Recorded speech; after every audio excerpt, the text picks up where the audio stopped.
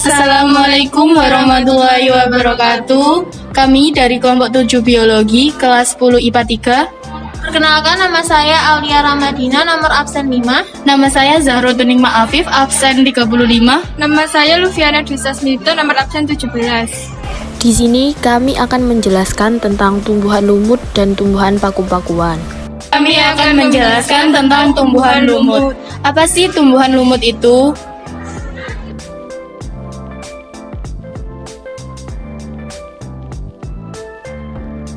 Jenis lumut yang saya temukan adalah lumut sejati. Lumut sejati adalah tumbuhan yang tidak berpembulu dan tumbuhan berspora yang masuk ke dalam divisi lumut Bryophyta. Morfologi lumut sejati memiliki batang yang tegak, bercabang, dan daun yang berukuran kecil. Sekilas lumut ini tampak seperti rumput. Umumnya tumbuh di tanah, tembok, dan di tempat terbuka. Metagenesis pada tumbuhan lumut daun. Spora tumbuh menjadi protonema. Protonema tumbuh menjadi tumbuhan lumut.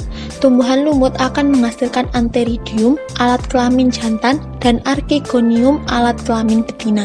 Kedua organ ini dapat berada dalam satu tumbuhan, dapat juga berada pada tumbuhan yang berbeda. Antheridium akan menghasilkan sperma dan archegonium akan menghasilkan ovum. Karena itulah tumbuhan lumut disebut sebagai gametofit atau tumbuhan penghasil gamet. Pertemuan antara sperma dan ovum akan menghasilkan zigot yang akhirnya berkembang menjadi sporofit atau tumbuhan penghasil spora. Pada lumut daun, sporofit tetap menempel pada ujung tumbuhan lumut. Pembentukan spora pada sporofit terjadi melalui pembelahan sel-sel induk dalam sporangium, sedangkan pembentukan sporofit dimulai dari pertemuan sperma dan ovum. Peranan lumut sejati menjaga kelembapan melalui penyerapan dan penyimpanan air, juga sebagai bioindikator pencemaran lingkungan. Setelah tumbuhan lumut, kami akan menjelaskan tentang tumbuhan paku-pakuan. Apa sih tumbuhan paku-pakuan itu?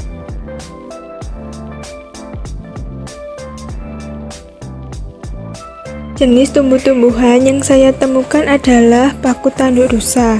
Paku tanduk rusa adalah kelompok tumbuhan paku elitit yang semuanya tergabung pada Platycerium.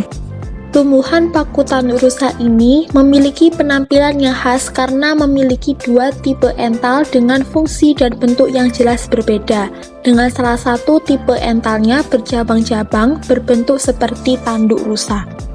Warna coklat pada bagian belakang tersebut adalah spora. Pada tanaman paku lainnya, kebanyakan juga berada di bagian belakang daunnya.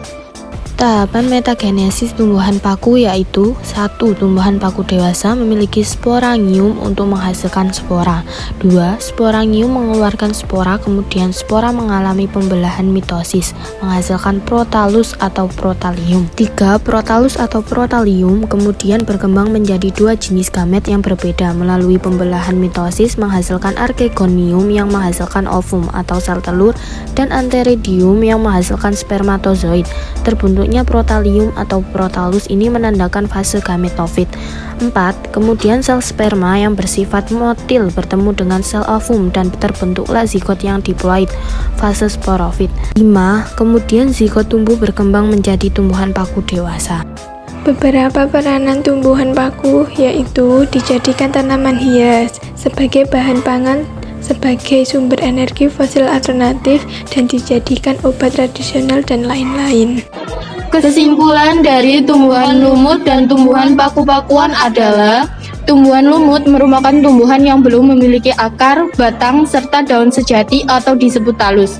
Mengalami metagenesis tergolong kingdom plantae dalam divisi Bryophyta. Tumbuhan paku merupakan tumbuhan yang telah memiliki akar, batang, serta daun sejati atau disebut kormus. Mengalami metagenesis tergolong kingdom plantae dalam divisi Pteridophyta.